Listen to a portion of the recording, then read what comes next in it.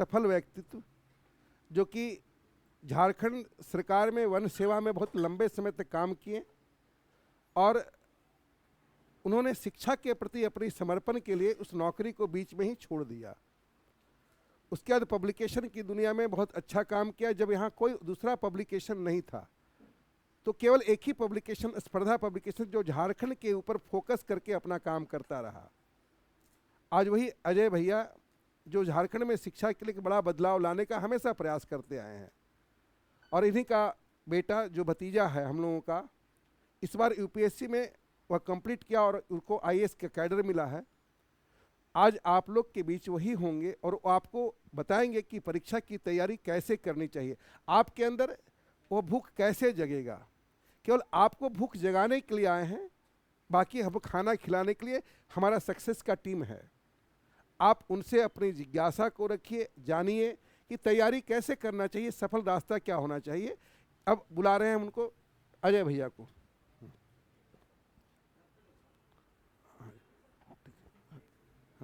ठीक आ ही रहे। तो देखिए, आपके अंदर वो जिज्ञासा पूरी होनी चाहिए कि आपका रूटीन कैसे बनना चाहिए, पढ़ने का तरीका क्या अपनाना चाहिए, सफल लोग क्या करते हैं और आप उससे कैसे वंचित रह जाते हैं। आपके अंदर जो जिज्ञासा हो एग्ज़ाम को जानने का, इस सब को, उसके लिए आप हमेशा प्रयास कीजिए और उनसे अपनी बातों को खुलकर कहिए कि हाँ ऐसे हमको क्या करना चाहिए जिससे कि हम रिजल्ट जल्दी से जल्दी दे सकें। आपको क्या ऐसा नहीं करना चाहिए जो हमारे रिजल्ट में बाधा बनकर आता है। इनके द्वारा कई ऐसी किताबें लिखी गई जो कि हमारे झारखंड के परीक्षाओं के लिए बहुत बहुत महत्वपूर्ण है, और लगातार 2 वर्षों तक हमने भी इसी अपनी पढ़ाई को धार देने के लिए इसी पब्लिकेशन से जुड़ा हुआ रहा।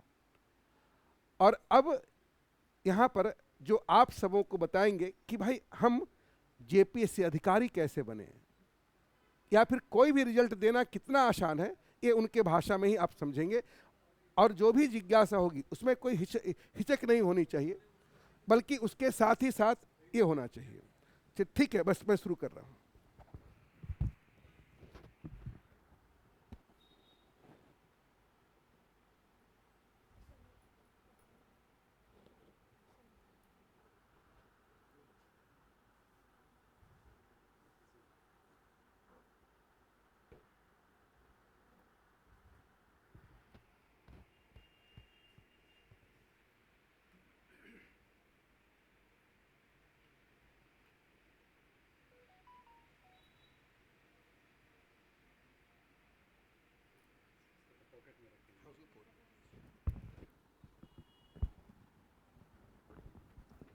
हम लोग ये वाला रखे हैं तो उसमें सुविधा होती है।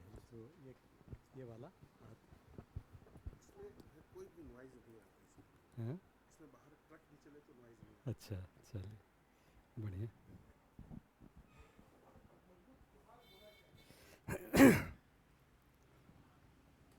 आप सबों को जोहार, नमस्कार।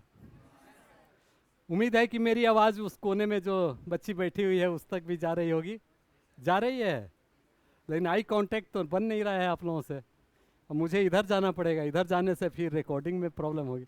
एनीवे, आप लोग जैसे भी मौका मिले आप लोग इधर अगल बगल में आ सकते हैं, या नहीं तो मेरी आवाज़ अगर जा रही होगी तो चेहरा तो आप लोगों ने देख ही लिया, आवाज़ आप लोग सुन लिया कीजिए, ठीक है?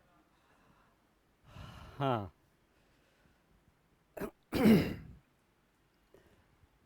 अभी जो आपके पहले वाले स्टूडेंट यहाँ पर बैठे थे उनसे हमने बहुत सारी बातें शेयर की कि जिस ऑब्जेक्टिव से आप यहाँ हो वो कैसे अचीव किया जाए। मेन फोकस यही था, और आप सबों का भी यही पर्पस है यहाँ आने का। तो ऑब्वियसली बहुत सारी बातें कॉमन होगी, जो हमने उनसे शेयर की है वही बातें मैं आपसे भी शेयर करूँगा, क्योंकि अच्छी बातें अगर आपसे शेयर मैं ना करूँ तो आप लोगों के साथ इंसाफ नहीं होगा, और मेरे लिए तो जैसे वो लोग वैसे ही आप लोग।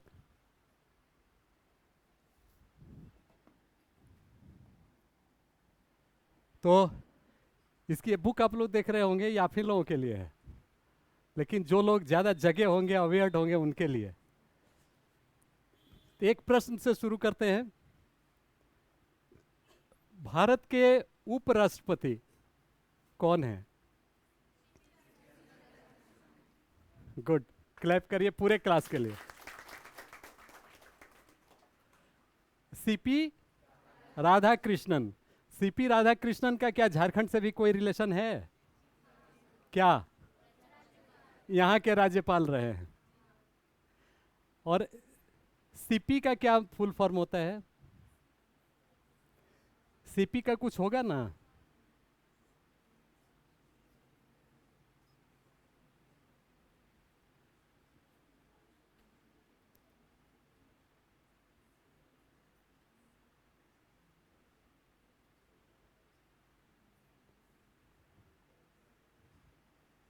चलिए, ये क्लास भी लगभग मेरे ही जैसा है। मुझे लगा कि शायद हमसे भी कोई जागरूक या अच्छे बच्चे मिल जाएं। एनीवे, आप लोग इसको देख लेंगे। पहला तो चंद्रासामी करके कुछ है, पी से मैं भी अभी कंफ्यूज कर रहा हूँ। तो ये हमारे कहने का मतलब है कि अपने आसपास की घटनाओं से आपको अवेयर्ड होना चाहिए, वो पता होना चाहिए कि क्या है। और ये बताओ कि इसमें जितने लोग हो, छोटे में या अभी भी, किसी बात के लिए जिद करते हो घर में, या बचपन में करते थे किसी चीज के लिए? कितने लोग हो जो जिद करते थे? हाथ उठाओ। हाँ, तो डरने शर्माने का कोई, मुझसे डरना क्या? एकदम मैं हार्मलेस क्रिएचर हूँ, मैं स्नेक नहीं हूँ। मैं एकदम मतलब जो केचुआ के जैसा, कि केवल काम और फायदा पहुँचाने वाला केचुआ, जिसको कि देख के आपको थोड़ा ये लगता होगा, लेकिन इंसान का सबसे बड़ा मित्र क्या होता है? केचुआ। वो हमारी फसलों की पैदावार बढ़ाता है, वर्मी कंपोस्ट जैसा कंपोस्ट देता है, जिसे हम खेत में यूज़ करके ऑर्गेनिक फार्मिंग करते हैं। तो मैं भी उसी की तरह हूँ। मुझे आप लोगों को डरने की ज़रूरत नहीं कि मैं स्नेक नहीं हूँ। तो आप बताओ, हाथ उठाओ, कितने लोग बचपन में या अभी भी किसी किसी बात के लिए जिद करते हो? हाथ उठाओ, ऐसा तो हो नहीं सकता। यस, हाँ बोलो, हाथ उठाओ। हाँ हाँ, बचपन में ही, बचपन में जितने लोग, एक बार जोर से हाथ उठाओ, बचपन में जितना लोग करते थे। तुम हाफ हार्टेडली उठा रहे हो, हाफ हार्टेडली नहीं। चलो, मोटा मोटी 80%। इस 80%, इस क्लास के 80% बच्चे जिन्होंने हाथ उठाया है, वही मेरी उम्मीद है, वही मेरी भविष्य के लिए उम्मीद है, कि उनसे मैं उम्मीद करता हूं कि वे कुछ कर दिखाएंगे। जो जिद्दी बच्चे होते हैं ना, वो कुछ कर लेते हैं। तो जिद अच्छी चीज है, उसका डायरेक्शन सही होना चाहिए। और इसीलिए मैं कहता हूं कि जिद का लेवल क्या होना चाहिए जो आप हासिल करना चाहते हो। बचपन में क्या करते थे? पहले रोते थे, गाते थे, नहीं होता था, डांट मिलती थी, थप्पड़ मिलती थी, तो जमीन पर भी लेट जाते थे, ये नहीं परवाह करते। सामने में कोई सामान हो उसको फेंक देते थे कि मेरी जिद किसी भी कीमत पर पूरी होनी चाहिए। वही बचपन वाला जिद मुझे आप में दिखना चाहिए। तो जो बचपन में जिद्दी नहीं थे, उनको जिद्दी बनना पड़ेगा। इधर के बहुत सारे छात्र जिद्दी नहीं थे, तो आप लोगों को लेकिन जिद्दी होना पड़ेगा। आप लोगों को ज़्यादा मेहनत करने की ज़रूरत है। जो पहले से जिद्दी हैं, उनको थोड़े से प्रयास से कर लेना, अपना पुराना वाला रूप याद कर लेना है कि कैसे मैं पापा से, मम्मी से, या जिनसे भी, गांव वालों से, घर वालों से अपनी जिद पूरा करने के लिए काम करती थी या करता था।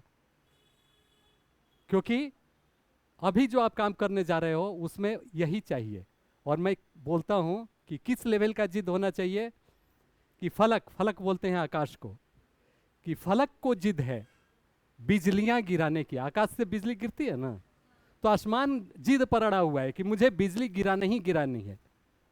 तो हमें भी इस लेवल का जिद है कि जहां वो बिजली गिराने के लिए ठान रखा है, हमें भी जिद है वहीं आशियां बनाने की। उसी जगह पर मुझे जिद है कि मैं वहां घर बना लूं। तो आप लोग क्लैप करो, इतनी अच्छी बातें मैंने कही। फलक को जिद है बिजलियां गिराने की, तो हमें भी जिद है वहीं आशियां बनाने की, चाहे लाख विपरीत परिस्थिति हो।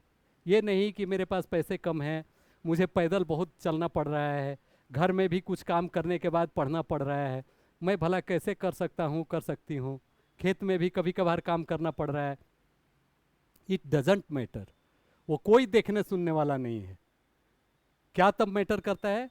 ओनली रिजल्ट मैटर्स, आपका परिणाम यही मैटर करता है। आप कितने भी परेशानी में रहे हों, जब आप सक्सेसफुल हो जाते हो तो वो और अच्छा लगता है और मज़ा देता है कि अरे यहाँ से चलकर मैं यहाँ पहुँच गया। तो आप इमेजिन कीजिए, आज ही उस चीज़ को फील करने की कोशिश कीजिए कि इतने लाख ऑड्स के बीच में आप इमेजिन कीजिए कि जितने बच्चे आज के डेट में तैयारी कर रहे हैं, इतने ही बच्चे तो नहीं लगे हैं ना पूरे देश में। अगर आप रेलवे के लिए कर रहे हो या झारखंड के एग्जाम के लिए कर रहे हो, तो आप इमेजिन करो कि आपके जैसे कितने सारे बच्चे लगे हुए हैं। तो उनसे ज़्यादा अगर आप में जिद नहीं होगा तो आप कैसे उनसे आगे बढ़ पाओगे? आपसे ज़्यादा सुविधा के साथ वो पढ़ रहे हैं ना, हो सकता है कि एसी रूम में बैठ के पढ़ रहे हो सकता है कि उनका घर का माहौल भी बहुत बढ़िया हो, लेकिन आप तो लाख हॉर्ड्स के बीच में कर रहे हो। लेकिन फिर भी उम्मीद है ना आप में कि मैं कर सकता हूँ, कर सकती हूँ। तो ये उम्मीद केवल नहीं रखना है, इसको जिद के लेवल पर रखना है। दो चीज़ें होती है, प्रॉमिस एंड कमिटमेंट, मतलब वायदा और करना ही है। प्रॉमिस मतलब कि अच्छा चलो ठीक है, मैं वादा करता हूँ, हो गया तो भी, नहीं हुआ तो भी। कमिटमेंट कि at any cost I have to do. हर हमेशा आपको सोते जगते एकदम फड़कते रहना चाहिए, आपके शरीर का ब्लड एकदम हमेशा उबलते रहना चाहिए, खोलते रहना चाहिए कि नहीं मुझे तो करना है। इतनी देर मैं जो फ़ोन ज़बरदस्ती चला रहा हूँ, इसमें तो मैं कितना कुछ जान जाता है या जान जाती कि कुछ करंट अफेयर्स के क्या क्या अभी हो रहे हैं डेवलपमेंट, या कोई पढ़ने का कोई फार्मूला ही देखना है उसको मैं देख लूँ। कहने का मतलब कि हर चीज़ को जो आपके लिए अवरोध है, आपके लिए बाधा, हर्डल क्रिएट कर रहा है, उसको सीढ़ी के रूप में इस्तेमाल करना है। फ़ोन सबके पास है, फ़ोन से डिस्ट्रक्शन भी होता है। और मैं तो यूजुअली पहले कहा करता था कि फ़ोन जिसने छोड़ दिया, आप टेस्ट कर सकते हो कि फ़ोन जिसने छोड़ दिया वह सक्सेसफुल हो गया। फ़ोन छोड़ने का मेरा अभिप्राय यह नहीं कि उससे जितने भी पॉजिटिव थिंग्स हैं, फैक्ट हैं, उसको भी अपने से अलग कर दिया जाए।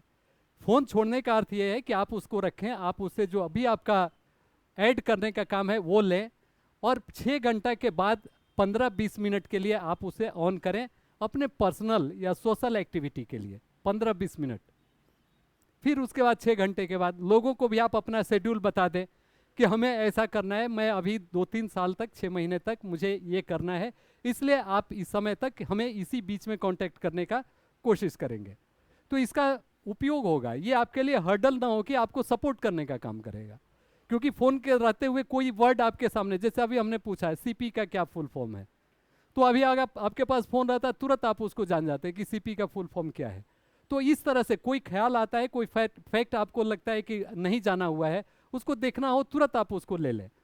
तो उसको आपको सीढ़ी बनाना है, उसको आपको हर्डल नहीं बनाना है, ठीक है। तो मुझे ये सबसे अच्छी बात लगी आप लोगों को देखकर। अभी उस बैच को भी मैंने देखा, आपको भी मैं देख रहा हूं कि आप में तो जिज्ञासा है, आप चाहते हैं कि सफल हों। और यही चीज मैं इन लोगों में देख रहा हूं कि इतना डेडिकेटेड वे में जय किशोर जी एंड इनकी टीम जो लगी हुई है।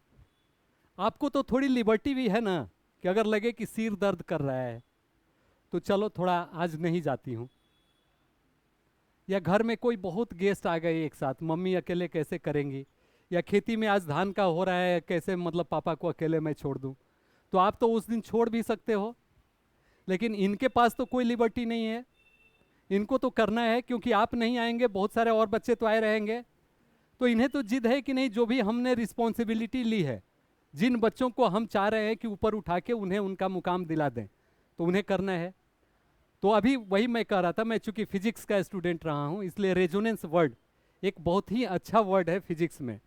कि रेजोनेंस कब होता है कि दो सिमिलर फ्रीक्वेंसी जब एक साथ मिलता है तो उसकी frequency all of a sudden बढ़ जाती है दोनों का। इसीलिए आप पढ़ते होंगे जीके वगैरह में कि जब पुल पार की जाती है, खासकर जब सस्पेंशन ब्रिज होता है, वह जब पार करती है सेना की टुकड़ी, तो उन्हें बोला जाता है कि वो कदम ताल करते हुए न जाएं, अपना कदम ताल ब्रेक कर दें, क्योंकि उनका और पुल का जब एक साथ जब मैच कर जाएगा फ्रीक्वेंसी तो बहुत ज़्यादा उसमें वाइब्रेशन होने लगेगा और उसके चलते पुल टूट सकता है। तो रेजोनेंस का मतलब होता है कि एक फ्रीक्वेंसी और एक फ्रीक्वेंसी मिलके 1 + 1 2 का ना होना, ये दोनों मिलके 11 के बराबर हो जाना। तो आप इस उम्मीद में आए हैं कि हमें यहाँ से कुछ बन के जाना है, ये लगे हुए हैं कि आपको कुछ बना के हमें दिखाना है, आपसे कुछ फाइनेंशियल गेन भी हो रहा है और उनको सेटिस्फेक्शन भी मिल रहा है कि मेरे बच्चे क्वालिफाई कर रहे हैं। तो ये दो जिद एक साथ मिला हुआ है, मिला है ना। तो ये दो जिद मिल के क्या हो जाना चाहिए, रेजोनेंस होना चाहिए।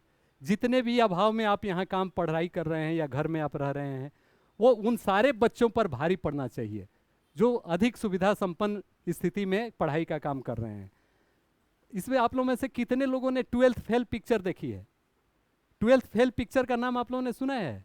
12वीं फेल, हाथ उठाइए, जोर से हाथ उठाइए, डोंट हेजिटेट, एकदम। जय हिंद। अच्छा, अच्छे खासे लोग। जो लोग नहीं देखे होंगे थोड़ा थोड़ा करके या एक बार आपके फ़ोन में भी वो मिल ही जाएगा, उसे आप लोग देख लेंगे। अगर आप उसे देखेंगे तो आप ये समझ पाएंगे कि समय का और संसाधन का कमी कुछ नहीं होता है। अगर आपके अंदर में उतना स्ट्रांग विल पावर है तो समय और संसाधन आपके लिए बाधक नहीं है।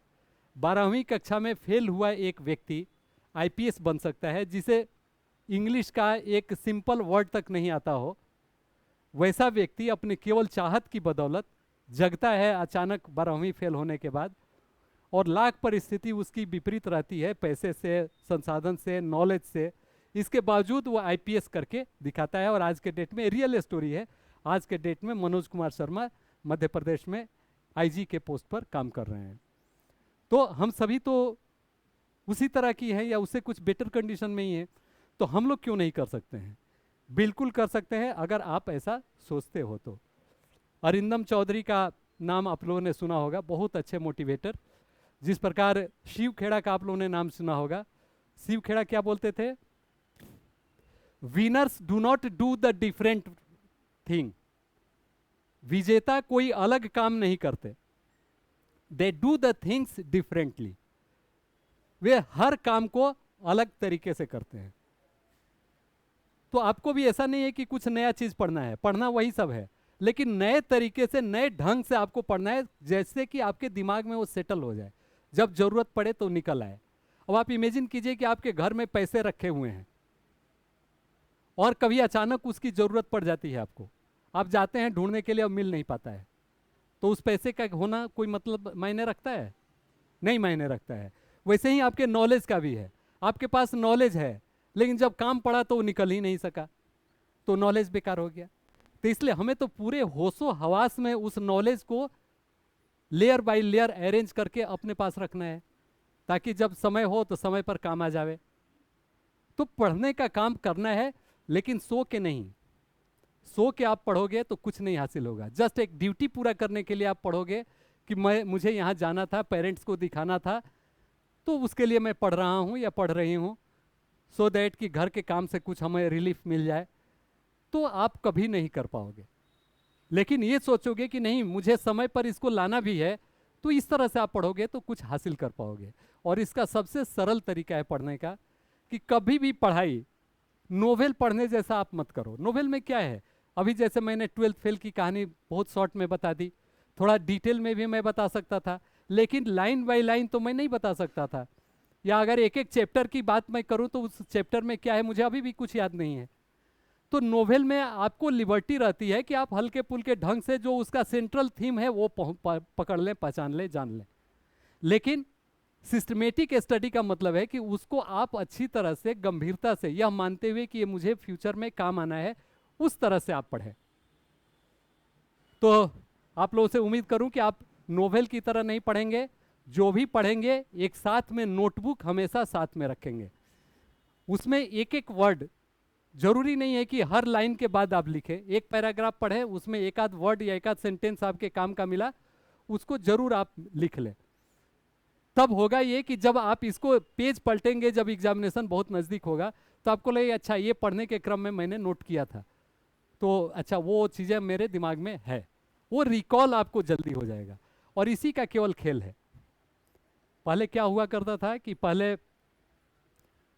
सबके पास लिबर्टी नहीं थी। आप लोग पहले का इतिहास पढ़े होंगे, अंग्रेजों के पूर्व का भी, कि सबको पढ़ने लिखने की अपॉर्चुनिटी नहीं थी। सेलेक्टेड लोग ही थे जो पढ़ते थे, और सेलेक्टेड लोग ही, खासकर अगर राजा रानी वाला सिस्टम को याद किया जाए तो ये था कि राजा का लड़का ही राजा हुआ करता था, या जिसमें इतना दमखम हो, चंद्रगुप्त मौर्य जैसा, जो कि लड़ाई करके पहले के शासक का अंत कर दे और तब राजा बन जाए। तो कितना कठिन और दुर्लभ काम था, आम लोगों के लिए तो राजा बनने का कोई मामला ही नहीं था। लेकिन अभी कितना आसान हो गया है, आप इमेजिन करो। आप जो चाह रहे हो, एक अच्छा जॉब पा ले रहे हो, केवल और केवल कुछ समय टेबल पर पढ़ के, बैठ के। अगर आप यूपीएससी के बारे में सोच रहे हो, तो यूपीएससी क्या हुआ, एक राजा बनने की ही स्थिति है। एक जिले का डीसी राजा के ही जैसा है, वो जो चाहेगा वही होगा। तो एक राजा बनना कितना आसान है, टेबल कुर्सी पर बैठो और पढ़ लो और बन जाओ, बहुत ही आसान है। अच्छा, एक चीज कोई बता दे मुझे, मुझे आज तक उसका आंसर नहीं मिला। आप लोग ध्यान से सुने। लोग बोलते हैं कि मेहनत करो तो कुछ अच्छा हो जाओ। पढ़ाई में सभी लोग बोलते हैं कि मेहनत तुम नहीं कर रहे हो, तुम नहीं। मैं कभी नहीं बोलता कि मेहनत करो, क्योंकि मुझे आज तक समझ में नहीं आया कि पढ़ने में मेहनत कहाँ है। पढ़ने में कहीं मेहनत है? मेहनत तो है हल चलाने में, मेहनत तो है कि कुछ घर का काम आप झाड़ू लगा रहे हो, पोछा कर रहे हो, कुछ और कर रहे हो, मेहनत तो वहाँ है ना। या रिक्शा खींच रहे हो, कुदाल चला रहे हो। लेकिन पढ़ने में कहाँ मेहनत है? कोई बताए कि पढ़ने में मेहनत कहाँ है। ये बोल सकते हो कि पढ़ने का काम जो है उबाऊ काम है, बोरिंग काम है, ये आप बोल सकते हो, ठीक है। अब इस उबाऊ काम को, बोरिंग काम को इंटरेस्टिंग कैसे बने? तो मैं बोलता हूं कि इंजॉय द स्टडी। और मुझे तो खासकर होता है जब मैं एक वर्ड या कोई नया चीज सामने में आता है और मैं जान लेता हूं, तो मुझे लगता है कि अरे बहुत सारे लोगों को ये नहीं पता होगा, मुझे अभी पता हो गया। तो ये फीलिंग होना चाहिए आपको भी कि अरे ये तो शायद मेरे आपके बगल में कोई बच्ची बैठी हुई है या बच्चा बैठा हुआ है, उसको तो पता नहीं, आज तो मैं उससे थोड़ा आगे हो गई या आगे हो गया। ये फीलिंग होनी चाहिए। ये जब फीलिंग होगी तो देखोगे कि धीरे धीरे धीरे धीरे आप कहाँ पहुँच जाओगे, आपको भी पता न चलेगा, लेकिन आप अपने सफलता के बहुत करीब पहुँच जाओगे। तो इंजॉय योर स्टडी। किसी के बोलने के भरोसे नहीं रहो कि मम्मी बोले, पापा बोले तब, या टीचर आपको बोले। क्यों मोटिवेट? अभी हाल ही में एक सेमिनार में मैं गया था, वहाँ की जो मोटिवेशनल स्पीकर थी वो बोल रही थी, तो उनसे पूछा गया, उनसे जो पॉडकास्ट जो करने वाले जो पर्सन थे, उन्होंने इंटरव्यू में उनसे पूछा कि आप कैसे, मतलब आपको कहाँ से मोटिवेशन मिलता था? तो उनका ये एक ही आंसर था, बोलता है कि मुझे मोटिवेशन की बात ही क्या था, मुझे तो था कि ये करना ही है, तो यही मेरे लिए मोटिवेशन था कि करना ही है, करना ही है। जहां ऑप्शन होता है वहां ना मोटिवेशन की जरूरत है कि ये करें कि ना करें। अच्छा, आप याद रखें, घर में आपकी मम्मी आपके लिए खाना बनाती होंगी, हो सकता है आप लोग भी थोड़ा मदद कर देते होंगे। आपके पापा खेत में या जहां भी कुछ काम करते होंगे, काम करके कुछ पैसे लाते होंगे, तो उनको ये लिबर्टी होती है क्या कि वो आज ड्यूटी पर जाएं या ना जाएं? उनको ये छूट है कि आज खाना बनाएं या ना बनाएं? छूट नहीं है ना, उनके लिए तो ड्यूटी है। तो आपके लिए ड्यूटी क्यों नहीं हो सकता है कि इस ड्यूटी को हम करें और उसको बढ़िया से करें? आ जाना तो केवल ड्यूटी नहीं होता है ना। आपकी मम्मी बोलें कि मैंने तो चूल्हा अब जला ही दिया है, उस पर पानी रख ही दिया है, अब हो गया, तो उससे खाना बन जाएगा। तो आप भी सोचे कि मैं तो यहाँ क्लास में आ ही गई या आ ही गया, तो उससे क्या आपकी पढ़ाई हो गई? नहीं हुई। तो इसीलिए बोला जाता है कि are you physically and mentally present here? क्या आप शरीर और मन से, मानसिक रूप से यहां पर उपस्थित हैं? That is more important. शरीर से इंपॉर्टेंट उपस्थित होना कहीं पर कोई मायने नहीं रखता है। इसमें से बहुत सारे बच्चे होंगे जो सोच रहे होंगे कि सर थोड़ा जल्दी ख़त्म करते तो मेरा ट्रेन का टाइम था वो मुझे पकड़ में आ जाता, या मम्मी की थोड़ी तबीयत ख़राब है तो मैं चली जाती तो थोड़ा उन्हें मदद हो जाता, या थोड़ा मेरा एक फ्रेंड आने वाला है दूर से वो मैं कर लेता। तो आप फिजिकली तो यहाँ पर हो लेकिन मेंटली तो यहाँ नहीं हो। तो जब मेंटली यहाँ नहीं रहोगे तो मेरी जो भी बातें होगी वो आपके काम की होगी? नहीं होगी। इस पर एक बहुत ही अच्छा सा एग्जाम्पल है कि जहांगीर के समय की बात है। वह एक पर्सन को, जो जहांगीर या उनके पहले की बात है, अकबर के आसपास की रही होगी, गुरु नानक देव से रिलेटेड ये मामला है कि उन पर प्रेशर पड़ा कि वो अपना रिलीजन चेंज कर ले। अपना धर्म चेंज कर ले। तो उन्होंने कहा कि नहीं, मुझे तो इसमें कोई एतराज़ नहीं है, लेकिन कोई ऐसा मौलवी हो जो इन ट्रू सेंस मौलवी हो और जो इतना उस अल्लाह के नज़दीक हो कि मुझे उस रिलीजन से जोड़ दे, तो मुझे कोई आपत्ति नहीं है उस रिलीजन को स्वीकार कर लेने में। तो लोगों ने कहा कि ये कौन सी बड़ी बात है, जो सम्राट का जो शाही मौलवी है वह आपको दीक्षा दिला देगा। तो उन्होंने कहा बिल्कुल, इसमें कोई दिक्कत नहीं है। तो एक बड़ा सा भव्य आयोजन किया गया कि गुरु नानक देव जी का आज धर्म स्वीकार करने वाले हैं। बहुत सारे लोग आए और मौलवी वहाँ पर पहुँचे, इंतजार करते रहे कि अब गुरु नानक देव जी आएंगे और उन्हें दीक्षा दी जाएगी। समय बीत गया, समय बीत गया, वो आए ही नहीं। फिर पकड़ के इनको ले जाया गया राजा के पास में, सम्राट के सामने में, कि आपने तो ऐसा किया नहीं, आपने तो वादा खिलाफी कर दी। उन्होंने कहा कि नहीं, मैं तो वहाँ था, लेकिन जो मौलवी थे वही वहाँ नहीं थे। लोगों ने कहा कि आप कुछ स्पष्ट बोले, ये क्या पहेली आप बुझा रहे हैं।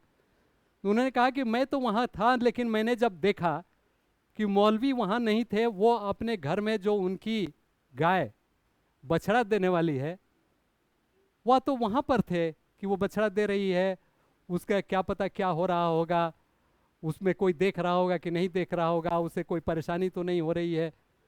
तो उस समय तो वो वहाँ पर थे ही नहीं, तो मैं किन से दीक्षा लेता। तो नानक देव चूंकि इतने पहुँचे हुए विशिष्ट व्यक्ति थे कि उनको पता चल गया कि क्या है। तो फिजिकली वो पर्सन वहाँ प्रेजेंट नहीं थे, मानसिक रूप फिजिकली प्रेजेंट थे, लेकिन मानसिक रूप से वो अपने घर पर थे। तो उन्होंने नहीं स्वीकार की।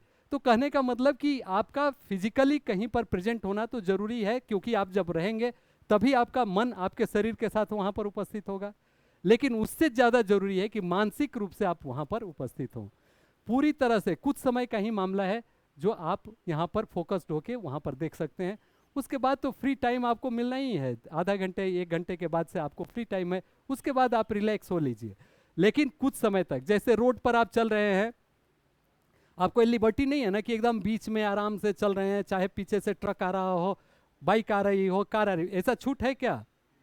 तो इसे ही क्लास में जब आप बैठ गए तो आपके पास वो छूट खत्म कि आप कुछ भी सोचे नहीं, आप नहीं सोच सकते हैं। जो टीचर है वो जो बोल रहा है वही केवल आवाज़ आपके कान में गूंजनी चाहिए और वही आनी चाहिए। उससे रिलेटेड आपको प्रश्न जो आए उसको जरूर आप नोट डाउन करते चलें, क्लास के लास्ट में टीचर से आप पूछ लें या डिस्कस करें। और नो वन इज एब्सोल्यूट, दुनिया में कोई भी आदमी परफेक्ट नहीं है। Teacher is also one of among you, आप ही के बीच का वो टीचर भी हैं।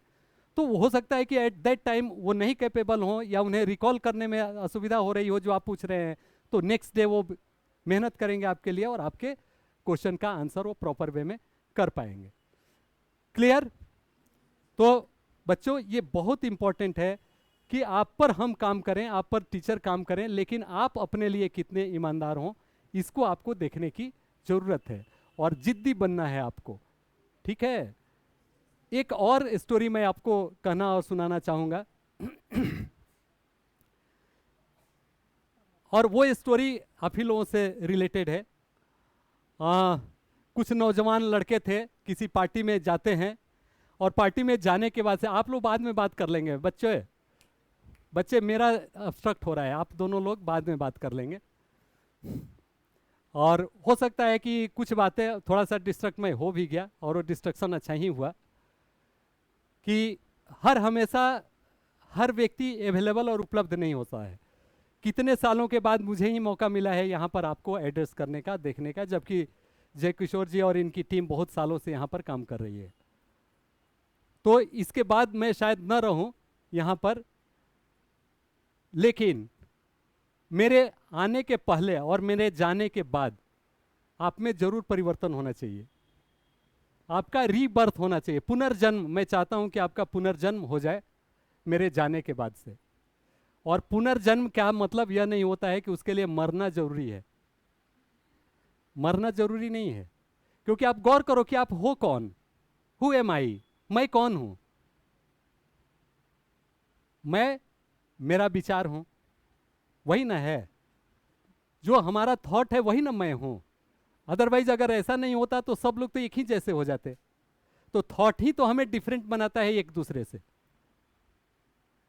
हमारा चेहरे मोहरे जस्ट आइडेंटिफिकेशन मार्क्स हैं, वो पहचान का एक अंग है। इसलिए इससे किसी भी आदमी को कॉम्प्लेक्स फीलिंग नहीं होनी चाहिए।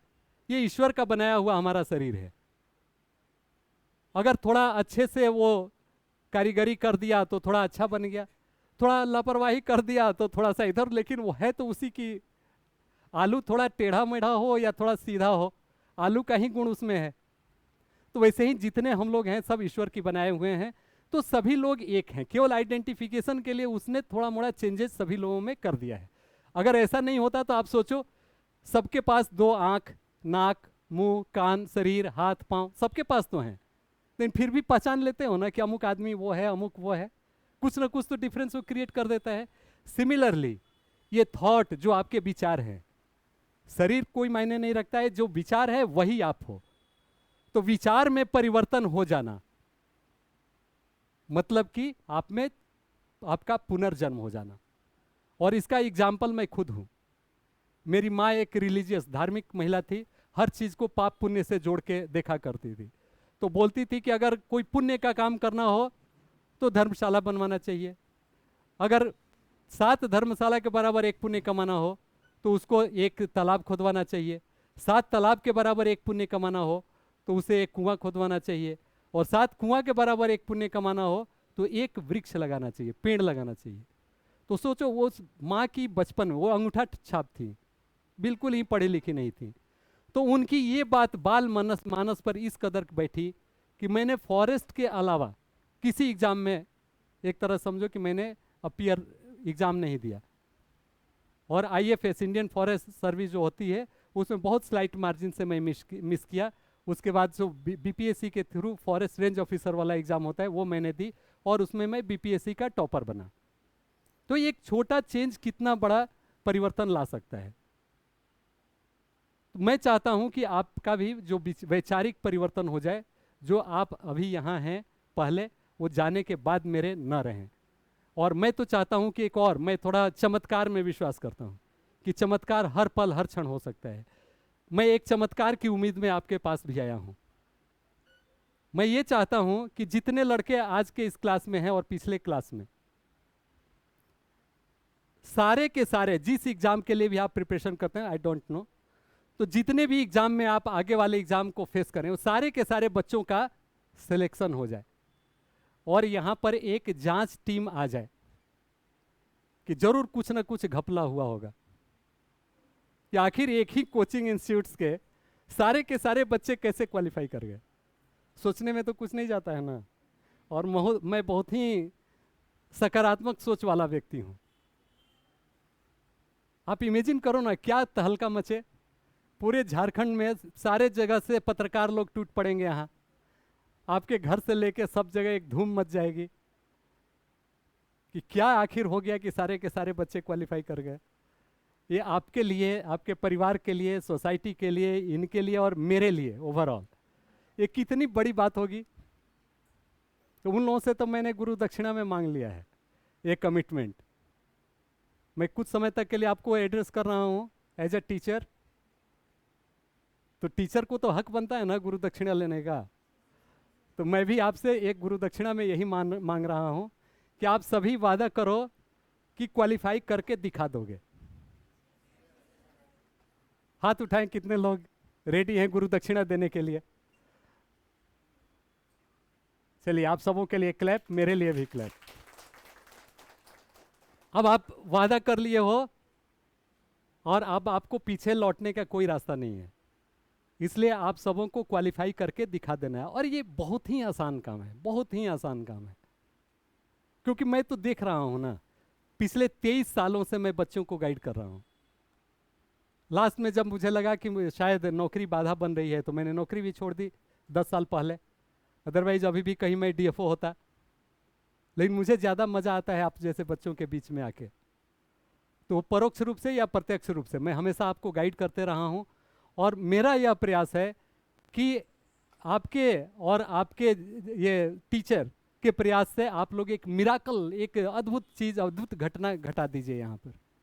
और यह बिल्कुल आसान है, उसको मैंने अपने बच्चों पर भी अप्लाई किया है, जिसकी बदौलत जो छोटा बेटा मेरा है आज इंडियन आर्मी में कैप्टन है, वह RIMC राष्ट्रीय इंडियन मिलिट्री कॉलेज देहरादून, जिसमें पूरे देश से 25 लड़कों को ही सरकार चुनती है और एक राज्य से एक बच्चे को। तो झारखंड से उसका सिलेक्शन हुआ था क्लास 8 में एडमिशन के लिए। उसके बाद 5 साल तक वह देहरादून में जो इंस्टीट्यूट है RIMC, उसके थ्रू पढ़ाई करने के बाद NDA के एग्ज़ाम में अपीयर हुआ और उसमें 29th रैंक लाया ऑल इंडिया। उसके बाद वह कमीशन हुआ और आज के डेट में वो कैप्टन है। और बड़ा बेटा वह पिछले 6 साल से वो लगा रहा सिविल सर्विसेज की तैयारी में, UPSC के लिए। BPSC भी क्वालिफाई किया, छोड़ दिया। UPSC के लिए अल्टीमेट उसका एम था कि UPSC क्रैक करना है। पिछले 2 बार में नहीं हुआ, तीसरा बार में रिटर्न लिखा, चौथा बार में इंटरव्यू तक गया, 5वें बार में IPS बना और 6ठे बार में इस बार IAS बन गया। और उससे भी बड़ी बात कि उसको झारखंड कैडर भी मिल जा रहा है। तो हम लोगों के बीच रहने का भी उनको मौका मिलेगा, उनसे भी हम लोग मोटिवेटेड होंगे, उनसे भी हम लोग सीखेंगे कुछ। तो मुझे पता है कि हो जाता है, शर्त क्या है कि लगे रहना है, कभी गिव अप नहीं करना है कि अरे 3 बार 4 बार तो हो गया, अब कभी होगा। और इसी पर याद आई एक छोटी सी बात, बहुत मोटिवेशनल है और आप सब लोग उससे एकदम इनकरेज होगे। केवल शर्त यही है कि उसको याद रखे रहो, बार बार रिपीट करते रहो कि मेरे ही पास है। कल्प वृक्ष का नाम किसी ने सुना है? कल्पतरु। क्या था कल्पतरु, बताइए आप। Don't hesitate. यही चीज तो आज के पढ़ाई में यही है कि एकदम अपने को बिंदास, जो मन में आए सो बोलिए, डरने हेजिटेट करने की कोई बात नहीं। जोर से बोलो। हाँ, बहुत अच्छा बोल रहे हो। करेक्ट। तो उसकी खासियत अब भी और किसी को मालूम है? आपको भी कुछ मालूम है उसकी क्या खासियत थी?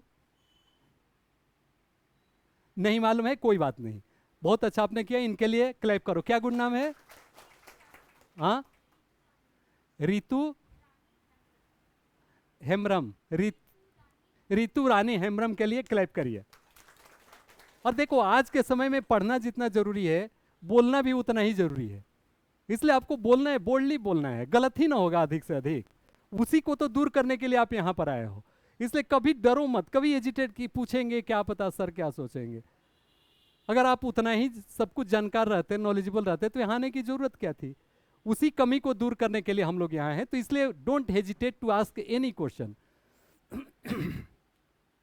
अब आप देखो, कल्प वृक्ष पर मैं चर्चा कर रहा हूं कि कल्प वृक्ष, समुद्र मंथन से कल्प वृक्ष मिला था, एवरावत हाथी मिला था, कामधेनु गाय मिली थी, अमृत मिला था, इस तरह से बहुत सारे रत्न आभूषण मिले थे उसे। विष भी मिला था, विष को शिव जी ने पी लिया, अमृत को जैसा कहा जाता है देवताओं ने पिया, और बाद बाकी अलग अलग लोगों ने बांट लिया।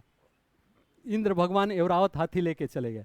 तो कल्प वृक्ष की सबसे बड़ी खासियत यह थी कि उसके नीचे बैठकर जो भी आप विश करो, जो भी आप इच्छा करो, वो हो जाता था। हम लोगों ने कुछ कल्प वृक्ष भी लगाए थे अपने नर्सरी में, आदित्यपुर वाले नर्सरी में, लेकिन अब वो कलयुग का कल्प वृक्ष हो गया है।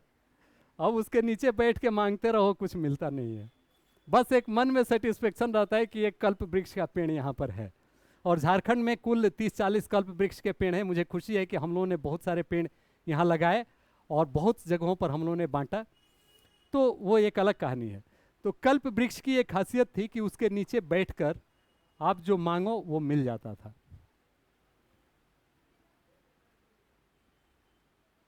मैं ये कहता हूं सबसे कि वो वृक्ष हुआ था कि नहीं हुआ था, ये तो मुझे नहीं पता, मुझे यकीन भी नहीं है, क्योंकि जब आप चीज़ों को देखते हो तभी विश्वास होता है। नहीं देखो तो पता नहीं चलता है कि क्या पता है सही है कि गलत है। तो वो हुआ था कि नहीं हुआ था मुझे भी विश्वास नहीं है। लेकिन एक चीज़ तो एकदम स्ट्रांगली आई बिलीव कि कल्प वृक्ष आज भी होता है। और सबसे खुशी की बात यह है कि बहुत संख्या में होता है, और जितने भी ह्यूमन बीइंग हैं, जितने भी इंसान हैं, उन सबों के पास वो होता है। तो अच्छी बात है ना? तो खुश होइए कि आपके पास कल्प वृक्ष है। क्लैप कीजिए।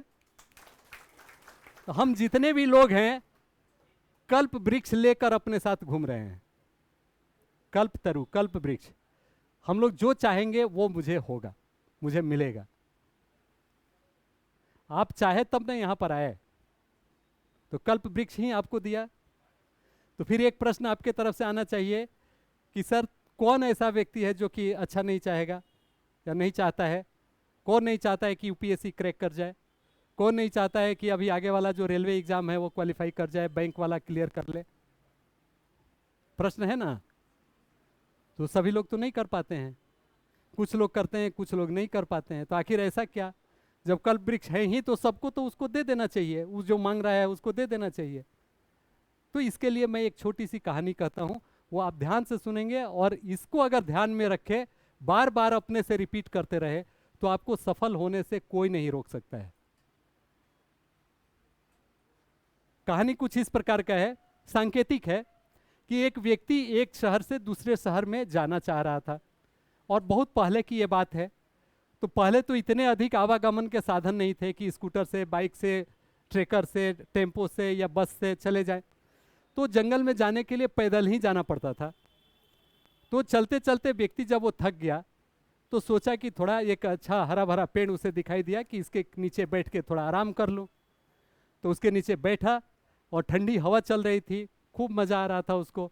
सोचता है कि इस जगह में अगर कुछ खाने का रहता तो काश कितना अच्छा होता। तो उसका ऐसा सोचना था कि सोने चांदी के बर्तन में तरह तरह के जितने भी अच्छे अच्छे व्यंजन हो सकते थे सभी आ गए। अब तो उसके खुशी का ठिकाना न रहा, कह रहे ईश्वर बहुत मेहरबान है। खूब खा लिया, खाने के बाद पेट भर गया तो भी ढकार लिया, उसे लगा कि अब थोड़ी सोने की ज़रूरत है। तो सोचता है कि काश यहाँ सोने का भी कुछ प्रबंध होता है, व्यवस्था होती तो कितना मज़ा आता।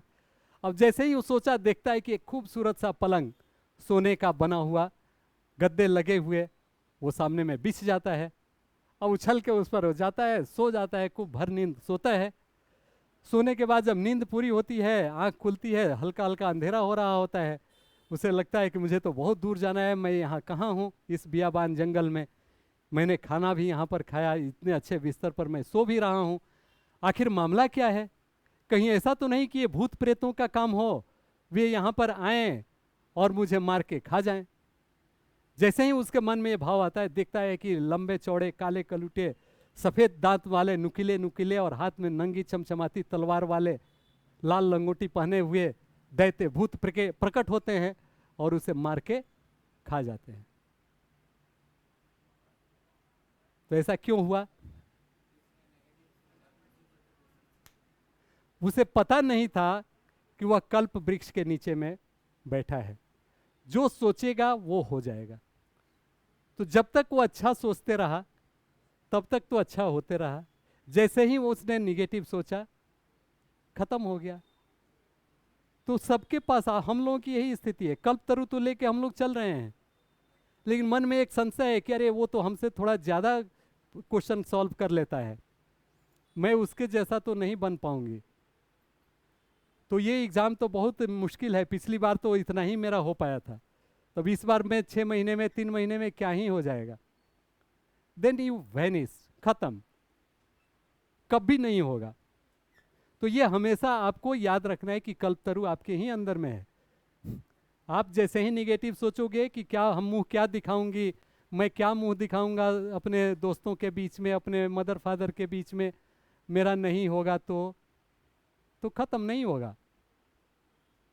और ये सोचे क्यों नहीं होगा, आखिर मुझे कहाँ कमी हो रही है, मुझे क्या और एडिशनल पढ़ने की ज़रूरत है, इस पर आप सोचे क्यों नहीं। जिस बच्चे का होता है तो और बच्चों का होता है, मेरा क्यों नहीं होगा। Definitely you will succeed, definitely.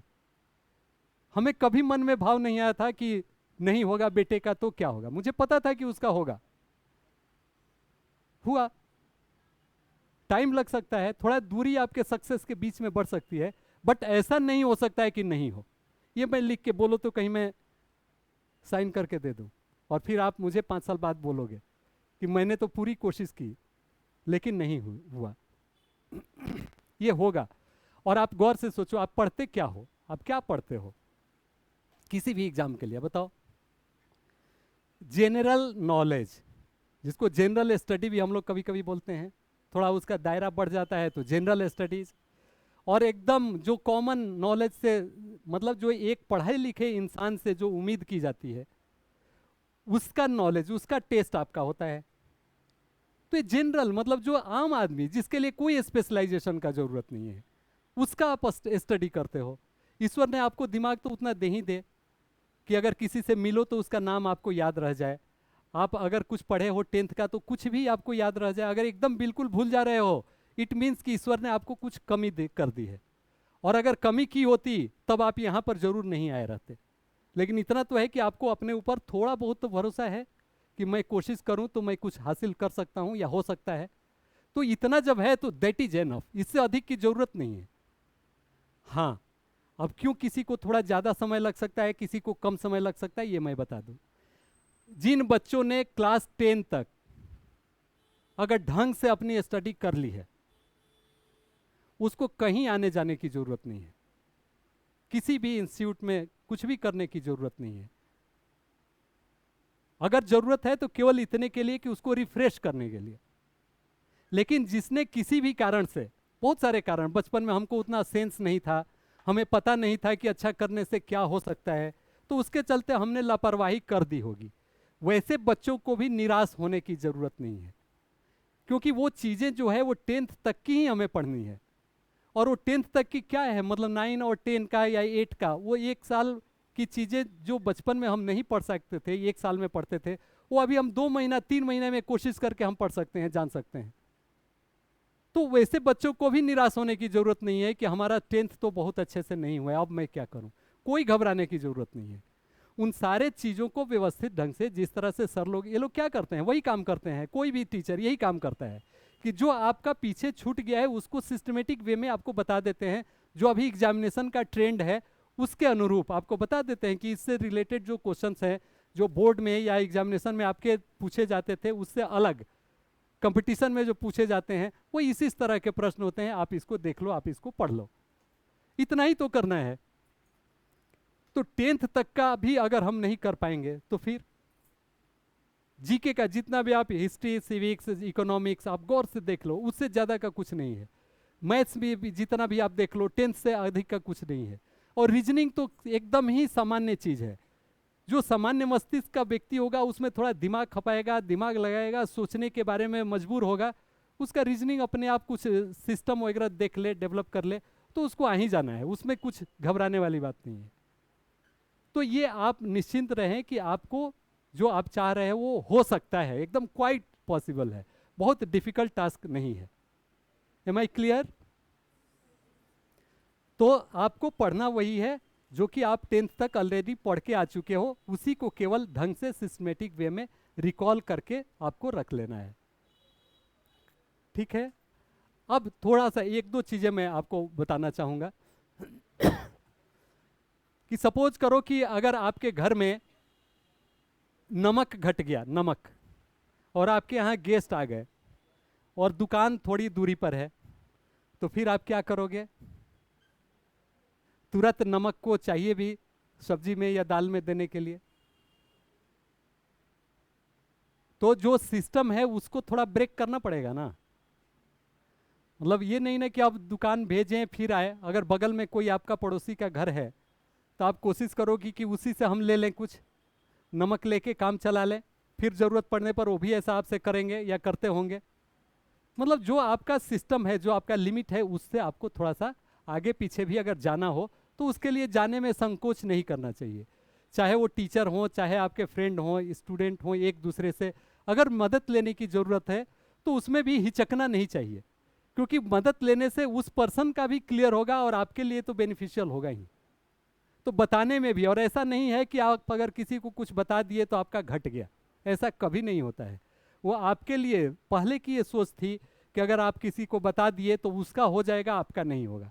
लेकिन आज आपका और क्लियर हो जाएगा। आपको थोड़ा कहीं कंफ्यूजन होगा तो बताने के क्रम में वो और क्लियर हो जाएगा। और थोड़ा सा दायरा को भी आपको बढ़ाने की ज़रूरत हो तो उसमें हेजिटेट नहीं करना चाहिए। इस पर एक हम लोग गेम अभी लेते हैं, आप देखिए और आप सभी लोग कोशिश कीजिए इसको। गेम का सेंस है कि हमारे पास 9 डॉट्स हैं, 9 डॉट्स इक्वी डिस्टेंट, सभी बराबर बराबर दूरी पर 9 हमारे पास डॉट रखे हुए हैं। अभी लास्ट क्लास में भी हमने ये एक्सरसाइज कराया था, आपके लिए भी, क्योंकि है ही इतना इम्पोर्टेंट कि ये कराना ज़रूरी है। ये सभी बराबर बराबर हो सकता है कि मेरे ड्रॉ करने में नहीं बराबर पड़ रहा हो, लेकिन आप मानिए कि इसके बीच में जो दूरी है ये, इसके बीच में जो दूरी है ये सभी के सभी बराबर है। 9 इक्वी डिस्टेंट डॉट्स हैं। सभी पेन पेपर पर ले लीजिए इसको। अभी मैंने कहा ना कि नोवेल जैसा पढ़ोगे तो कुछ नहीं होगा, वैसे ही केवल प्रवचन जैसा अगर मेरी बातों को आप लोग सुनेंगे तो कुछ नहीं मिलेगा, कुछ आपका वर्क कराना भी जरूरी है। शर्त यह है, कंडीशन यह है इसके साथ कि आपको सभी डॉट्स को मिला देना है। 4 स्ट्रेट लाइन, 4 सीधी लकीर से, 4 सीधी लकीर होनी चाहिए और सब एक दूसरे से ज्वाइंट होना चाहिए, एक दूसरे में मिली हुई लकीर होनी चाहिए, उठा उठा के नहीं। ऐसा नहीं कि ऐसे कर दिया, ऐसे कर दिया, ऐसे कर दिया, वैसे कर दिया, नहीं, एक साथ जुड़ी हुई लकीर होना चाहिए और ये 9 डॉट्स मिल जाना चाहिए। Am I clear? सभी लोग समझ गए मेरा प्रश्न क्या है? ये 9 डॉट्स है, सभी बराबर बराबर दूरी पर स्थित है और इसको 4 लकीर से ज्वाइन विथ 4 स्ट्रेट लाइन, ये 4 स्ट्रेट लाइन होना चाहिए, स्ट्रेट लाइंस, इसी से ज्वाइन करना है, 4 स्ट्रेट लाइन से, सीधी रेखा से।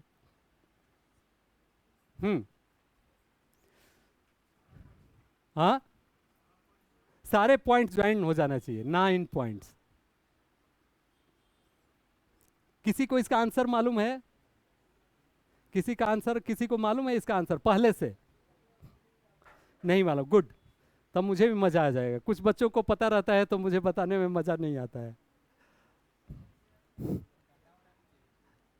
आप लोग भी स्टूडेंट हो तो करो कोशिश तुम लोग भी। ये 9 डॉट्स हैं, इसको ज्वाइन करो एक लकीर से, 4 लकीर से जोड़ो तो देखें कर पा रहे हो कि नहीं आप लोग।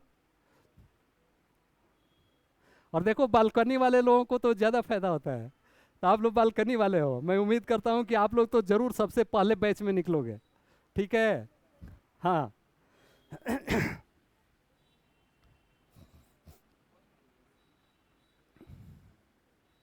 कोशिश करो, इधर उधर लाइन खींचो तब ना होगा कि हो रहा है कि नहीं हो रहा है। ये आपने कोशिश की, सब जोड़ो, ये पेज ही ना एक बर्बाद होगा। और देखो जो जितना अधिक पेपर बर्बाद करेगा ना, वो समझो कि वो उतना ही अच्छा है पढ़ने में।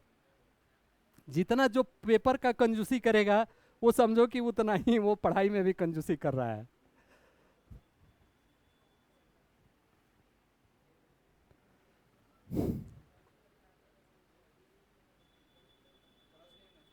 हाँ ना, मतलब उठा के नहीं, पेन को उठा के नहीं लाना है, एक ही बार में शुरू करो और उसको पेन के रखे रखे इसको ज्वाइन कर लो। 4 होता है, ये मैं बता दूं कि होता है, आप ये नहीं बोलोगे कि सर ये नहीं हो सकता है।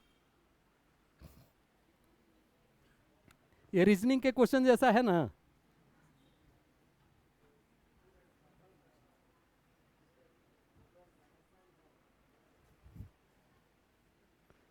इसके लिए मैं आपको ज्यादा वक्त भी नहीं देने वाला हूं, और जिसका हो जाएगा वो हैंड रेज करेगा।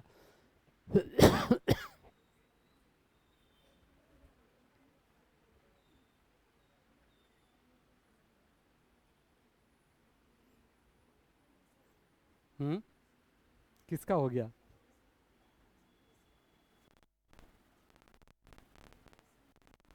इतनी लकीर करो, नंबर ऑफ लाइंस तो बढ़ गया ना।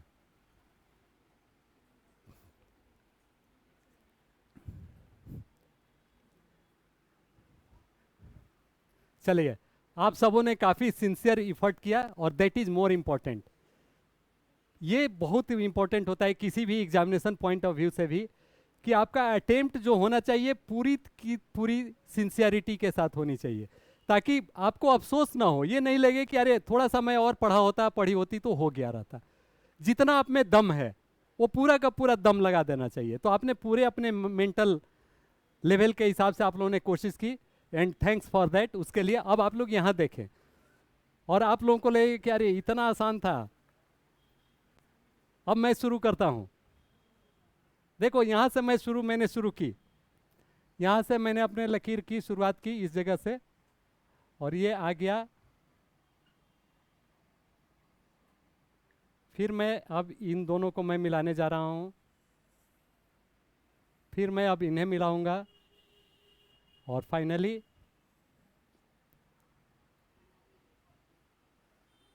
काउंट कर लो कितनी लकीर है। आप क्यों नहीं कर पा रहे थे, मैंने कैसे कर दिया? हाँ, कंडीशन में ये तो नहीं था ना कि आपको पार नहीं करना है या उसी के अंदर में घूमना है। तो हम में से अधिकांश लोग, ये पूरे जिंदगी का समझो कि इसमें फिलॉसफी छुपा हुआ है। आपने कितनी, अब बस किसको नहीं समझ में आया? समझ में आ गया? यहां से आने के बाद इसका, ये हमारा लिमिट था, but we cross the limit, हमने इसे क्रॉस कर लिया। और अब इस दोनों के सीध में फिर यहां पर भी हम अपनी लिमिट क्रॉस कर रहे हैं, तब यहां पर आए और यहां पर आ गए। अब ये तीर के जैसा शेप बन गया ना, तीर निशाने पर लग गया। तो ये हमें क्या लेसन देता है? ये बहुत बड़ा लाइफ का लेसन है। मैं बराबर बोलता हूं कि ओनली रिजल्ट मैटर्स। आपने कितने घंटे दिए पढ़ाई में, कोई मतलब उसका नहीं, कोई अर्थ नहीं है। रिजल्ट हो गया सिकंदर, और कितना भी आंख फोड़ फोड़ के आप अंधे हो गए, कोई उसका मीनिंग नहीं, कोई अर्थ नहीं। आप गुमनामी में ही अपनी जिंदगी बिताएंगे। आप कुछ पूछ रहे थे लास्ट, आप कुछ पूछ रहे हो? क्लियर है? तो रिजल्ट मैटर्स। रिजल्ट, अभी जैसे मैंने नमक का एग्जाम्पल दिया कि आप अगर सोचते कि मैं उससे मांग लूंगी तो छोटी हो जाऊंगी या मेरे घर की प्रतिष्ठा कम हो जाएगी, तो वो नहीं। अगर दायरा तोड़ना हो रिजल्ट पाने के लिए तो तोड़ो। मीन्स जो अगर आप पढ़ रहे हो, लगता है कि इतना पढ़ तो मैंने लिया, मेरे पास और भी वक्त है, तो थोड़ा उससे आगे भी जाके पढ़ लो, उसको भी अपना। तो उससे फायदा ये होगा कि आपका कॉन्फिडेंस लेवल बढ़ेगा, आपको लगेगा कि मैं औरों से थोड़ा आगे खड़ा हूं, और साथ ही साथ नॉलेज तो आपके पास और एडिशनल मिलेगा ही। तो वैल्यू एडिशन हो जाएगा आपके नॉलेज में। जो आपका सिलेबस है वो उतना तो आपने पढ़ लिया, लेकिन उसके आगे पीछे का भी अगर थोड़ा मोड़ा पढ़ने की ज़रूरत पड़ती है, तो उसको अगर आपके पास टाइम है, वक्त है, तो आप उसको डेफिनेटली पढ़ो। उस दायरे को से थोड़ा आगे निकलो। कल को ये नहीं पूछेगा कि आपने ये पढ़ के किया, आपने अपनी सीमाएं लांग कर की, केवल ये बोले कि आप सक्सेसफुल हो गए, आपने एग्जाम क्वालिफाई कर लिया, यह केवल मैटर करेगा। ठीक है? तो ये लगता है मेरे लिए ताली थी। गुड। ऐसी ताली अगर आप लोग बजाते रहो तब तो मैं बार बार यहां आने लगूंगा। अच्छी बात है। अब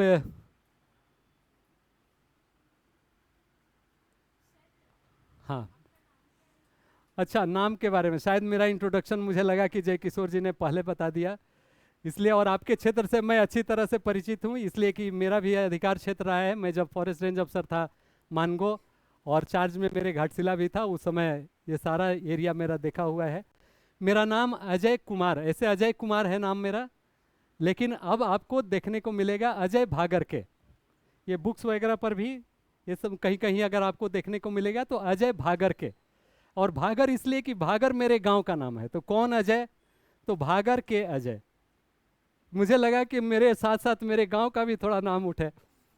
माता पिता को तो लोग जानते ही होंगे, तो थोड़े गांव को भी परिचय मिल जाए, तो इसीलिए अब मैंने एफिडेविट करके अपना नाम अजय भागर के कर लिया है। और जो परिचय है वो ये कि जैसे आप लोगों ने बातचीत के क्रम में देख ही लिया कि मैं फॉरेस्ट रेंज ऑफिसर था, और यह भी मेरा परिचय है कि पिछले 22-23 सालों से जमशेदपुर में स्पर्धा प्रकाशन का मैं डायरेक्टर हूँ। स्पर्धा प्रकाशन जो कंपटीशन की बुक पब्लिश करती थी, उसमें हर तरह के एग्जाम्स के लिए हम लोग बुक पब्लिश करते थे। और बेसिकली हम लोग इनिशियली या अभी भी हम लोग सिविल सर्विसेज एग्जामिनेशन पर फोकस्ड हैं, जैसे जेपीएससी, बीपीएससी, छत्तीसगढ़ या इस तरह के जो भी एग्जाम्स होते हैं उनके लिए। और यही कारण है कि आज आप झारखंड में जितने भी बीडीओ, सीओ या डीएसपी वगैरह से पूछेंगे, प्रशासनिक पुलिस पदाधिकारी से, कि सर आप लोग कौन सी बुक पढ़ते थे जब तैयारी करते थे, तो वो केवल और केवल स्पर्धा का नाम बोलेंगे। तो ये हमारे लिए एक बहुत बड़ी उपलब्धि और गर्व का विषय है। और अब हमें लगा कि अब बदलते परिवेश में अब डायरेक्ट भी बच्चों को गाइड करना चाहिए, तो सिविल सर्विसेज के लिए, खासकर जेपीएससी के लिए हम लोगों ने क्लासेज भी, ऑनलाइन कोचिंग क्लासेज भी हम लोगों ने शुरू की है। तो जो आपके आसपास के बच्चे हों, वैसे जो जेपीएससी के बारे में गंभीर हों, मैं चाहता हूं कि वैसे छात्र हमसे जुड़े जो वाकई केवल देख कर नहीं प्रभावित हों कि वो है इसलिए हम भी हों, उसके अंदर से एक आग जले कि वो सोचे कि मुझे भी करना चाहिए या मैं भी कर सकता हूँ, वैसे बच्चों को आप लोग इसमें जोड़ सकते हैं। और जब बात चली गई है तो मैं आपसे गुरु दक्षिणा के बारे में, एक तो मैंने कहा ही कि आप अपने साथ साथ अपने आसपास के लोगों का भी ख्याल रखेंगे कि जब आप कुछ बड़े पद पर चले जाए, ओहदे पर चले जाएं, तो अपने से पीछे जो लोग छूट रहे हैं वो मोरली, मेंटली, फाइनेंशियली जैसे भी हो उनको कुछ मदद करने की ज़रूरत हो, ज़रूर आप लोग करेंगे। तो ये मेरा गुरु दक्षिणा के रूप में मैं आपसे एक्सपेक्ट करूँगा। और साथ ही साथ ये भी एक्सपेक्ट करूँगा कि जो प्रयास हम लोग कर रहे हैं झारखंड और उसके बच्चों के लिए, उसकी पहुंच दूर दूर तक हो। तो अभी हम लोगों ने स्पर्धा लर्निंग प्लेटफॉर्म ऐप डेवलप किया है, स्पर्धा लर्निंग प्लेटफॉर्म ऐप। तो आप लोगों के प्ले स्टोर में वो मिल जाएगा, तो आप लोग गुरु दक्षिणा के रूप में उसको सब्सक्राइब करें। अभी देखें कितने लोग अभी कर पा रहे हैं। और उस पर आप अगर आप लोग जाएंगे तो बहुत सारे बुक्स मैंने तो अभी देखा, जय किशोर जी और इनकी टीम ने बहुत अच्छे अच्छे रीडिंग मटेरियल्स आपके लिए तैयार किए हैं। इसके अलावा भी अगर आप लोगों में पढ़ने का कुछ हो तो उस पर भी आप लोगों को बहुत सारे बुक्स मिलेंगे जो आप सबों के काम के होंगे। मोर देन 200 या अबाउट 200 बुक्स उसमें आपको दिखेंगे जो ई बुक के फॉर्मेट में उसमें होंगे। तो वो कम प्राइस में भी आपको मिलेंगे, बहुत सारे फ्री ऑफ कॉस्ट भी होंगे, उसका भी एडवांटेज आप लोग ले सकते हैं। तो आपके पास फ़ोन है, आप फ़ोन निकालो, स्पर्धा लर्निंग प्लेटफॉर्म।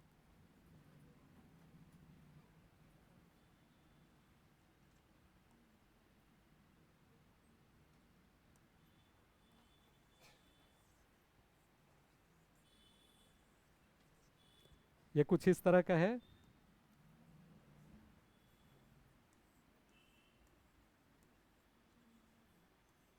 स्पर्धा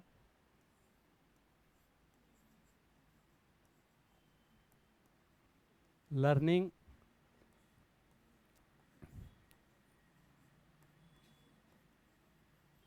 प्लेटफॉर्म, ये आपका प्ले स्टोर से ये मिल जाएगा। और हमारे जो बालकनी वाले छात्र हैं उनसे मुझे कैसे गुरु दक्षिणा मिलेगा?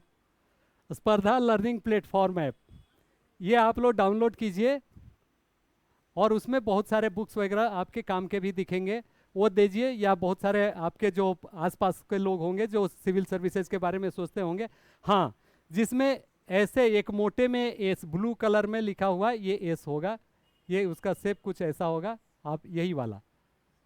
और हाँ, स्पर्धा लर्निंग प्लेटफॉर्म, हाँ, उसको डाउनलोड कर लीजिए और मुझे पता चल जाएगा कि किस बच्चे ने नहीं डाउनलोड किया है, क्योंकि मैं लिस्ट लेने वाला हूँ। और ज्ञान तब तक पूरा नहीं होता, तब तक उसके पास नहीं जाता जब तक कि उसकी गुरु दक्षिणा नहीं दी जाती। गुरु दक्षिणा का बहुत सारा स्वरूप होता है। आप लोग जो भी सर को देते हो यहाँ, that is a kind of गुरु दक्षिणा। वो जो आपके लिए मेहनत करते हैं उसके लिए आप उन्हें गुरु दक्षिणा देते हो। मैं जो इतनी दूर से चलकर आप लोगों के पास आया, तो उसके लिए मैं इसी के रूप में आपसे गुरु दक्षिणा ले रहा हूँ। तो अगर आप चाहते हो कि परफेक्शन मिले, जो भी हमने अब तक आपको बताया, तो आपको लेना चाहिए। और इसके बाद एक दो अच्छी बातें कह के मैं आपको फ्री कर दूंगा। क्लास अगर होगा तो आप क्लास करेंगे, घर जाना होगा तो घर जाएंगे। कितने लोगों का हो गया? हाथ उठाए। डाउनलोड कितने लोगों से हो गया? बहुत कम लोगों से हुआ, नेटवर्क स्लो है। गुड, लेकिन इतना तो मैं उम्मीद करूं ना कि आप लोग उसको डाउनलोड करोगे। कौन लोग है जो नहीं करना चाहेगा, ये बताओ। नहीं होना चाहिए, आना चाहिए क्वेश्चन। देखो, कोई भी दुनिया का ऐसा काम नहीं है या ऐसा कोई टॉपिक नहीं है, जैसे मैं कहूं कि युद्ध जो होता है कल्याणकारी होता है। मैं आपसे बोलूं कि आप इस पर एक ऐसे लिखो कि युद्ध कल्याणकारी होता है, तो आपको क्या लगेगा कि ये भी कोई टॉपिक है? हाँ, लेकिन टॉपिक तो है, इसमें लिखा जा सकता है। तो वैसे ही अगर मैंने पूछा कि किसने नहीं किया, तो कुछ तो उसमें वैलिड रीजन हो सकते हैं। और क्या वैलिड रीजन हो सकते हैं? कौन कौन से? कि सर मेरा जो स्मार्टफोन है उसमें स्पेस नहीं है, हो सकता है ना? सर मेरा जो फ़ोन है वो इसमें बहुत सारे ऐप चलते नहीं हैं, तो कुछ हो सकता है, तो इसमें कभी भी नहीं संकोच करना चाहिए। क्लियर होना जरूरी है, कि क्लियर होना चाहिए आपको। चलिए, एनीवे मुझे पता है कि आप सभी सिंसियर स्टूडेंट हो, कमिटेड स्टूडेंट हो, निश्चित रूप से आप जो प्रॉमिस कर रहे हो उसे पूरा करोगे, क्योंकि जब यह नहीं करोगे तो जो बड़ा आपसे कमिटमेंट मैंने लिया है वो कैसे करोगे? और वो बड़ा कमिटमेंट मैंने क्या लिया था, ये एक बार आप लोग जोर से बोलो। बड़ा आप लोगों से कमिटमेंट मैंने क्या लिया था, अभी क्या कराया था? जोर से बोलो। गुरु दक्षिणा वगैरह भूल जाओ, वो तो मैंने मजाक में आपसे कहा और आपसे मजाक में ही ले भी रहा हूं। जो मैंने कमिटमेंट आपसे कराया था, आपसे वादा कराया था कि आप सभी लोग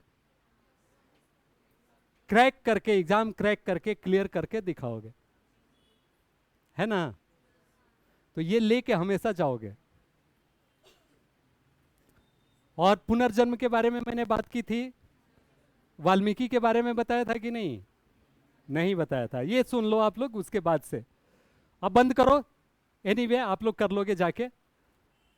पुनर्जन्म होता है, ये आप लोग लेके जाओगे यहां से। और एक बदले हुए, हर हमेशा, हर आधे घंटे में आपको किसी को याद नहीं ना दिलाना पड़ता है कि आप अपना व्हाट्सएप देखो, वो तो आप खुद ही आपके ध्यान में रहता है, इसलिए कि उसमें इतना इंटरेस्ट है। तो ये उससे भी ज़्यादा इंटरेस्टिंग आप बना लो कि यहाँ से जाओ तो इस चीज़ को हमेशा ध्यान में रखो, वो ये कि अब now you are a changed person, बदले हुए व्यक्ति हो, वो नहीं हो जो पहले थे। और वो क्या है? बिल्कुल पॉसिबल है, एक क्षण में होता है, और उसी की तरह मैं उम्मीद करता हूं कि आपसे भी होगा। वाल्मीकि कौन थे? किसने सुना है वाल्मीकि का नाम? जो सुना हो हाथ उठाए। आप हाथ उठा रहे हो, पीछे वाले को प्रेफरेंस मिलना चाहिए। आप, हाँ, आप बताओ। हाँ, क्या थे? खड़े हो जाओ। वाल्मीकि कौन थे? जोर से लेकिन बोलना, जो भी बोलो जोर से बोलो, जोर से, एकदम अच्छी बात बोलो, जोर से क्लैप करिए इनके बारे। कितनी अच्छी बात है। क्या गुड नेम हुआ आपका? हाँ, अनिल, अनिर्बान, आगे दंडपत, अनिर्बान दंडपत। हर आदमी का पूरा नाम होना चाहिए, उससे उसकी पहचान होती है। तो इनके लिए, अनिर्बान के लिए एक हम लोग क्लैप करें। तो वाल्मीकि जी रामायण लिखे थे, सभी लोग समझ गए? रामायण के बारे में बताने की जरूरत नहीं है।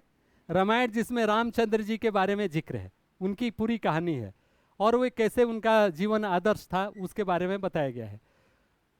तो क्या वाल्मीकि जी शुरू से ही वैसे ही थे, एक ऋषि थे, लिखने पढ़ने वाले व्यक्ति थे, या बाद में वो बने? बाद में बने। तो शुरू में वो क्या थे? डाकू। किसने कहा डाकू?